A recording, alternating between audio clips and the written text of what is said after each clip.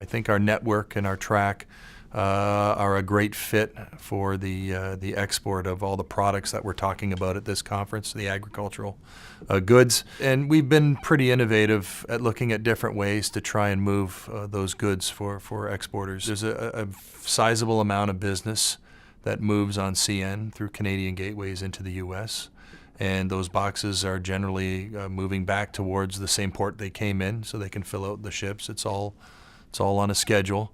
So why not use that capacity to load with your agricultural products and get back overseas?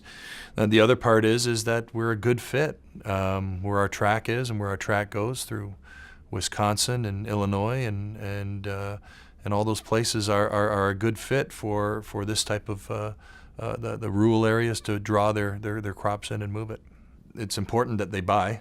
And once they buy, I think if they want to move the product efficiently, that they could purchase services from a steamship line that calls and works with CN. I think the key takeaway, in fact, I had a few growers come shake my hand and thank us for the projects that we've done in places like Chip Falls, and things we've done in Arcadia and Indianapolis here, have shaken my hand and said thank you for building the connectivity so that they can get their products loaded into a container and get it to their end markets in a better way than they've been doing it in the past.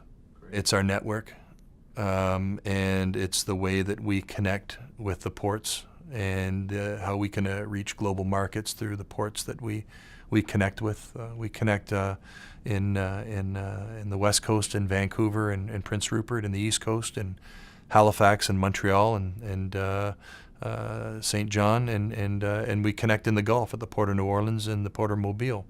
So our ability to have that network reach and our ability to connect with global markets is probably the most important piece of what we do. And if you look at a map of North America and you look at where the tracks go, you'll see that our network is pretty unique. North America is very dependent on the railroads to make us all globally competitive. You've got a lot of smaller countries, a lot of different types of logistics networks in Europe and overseas. In some areas, they are leaning more towards rail as a way to connect to markets. But North America has been, probably the longest using railroad, to run our economy. So yeah, I can't really comment too much on what's happening overseas, but it's pretty important to us here in North America. I think we're heading towards a world where we have to understand and work data, big data, better. It's funny hearing a railroad guy talk about things like that, but I think that right through the supply chain, from order to delivery, from forecast and understanding forecast, all of these things drive how we move cars, how we move loads, and how we offer services. So I think the next big thing will be trying to understand, from a bigger picture, understanding the data and being able to understand how we can be better at what we do at providing service. We're extremely export focused. We understand that the imports, the Xboxes and the television sets are always going to come from overseas into our markets for people to purchase.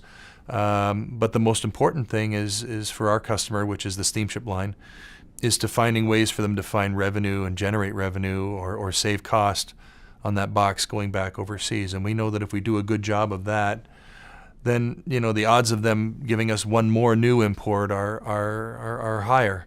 And it's all about the cost and the round trip of that container. That container's got a journey to do, and it's important that we always look at the round trip impacts of that.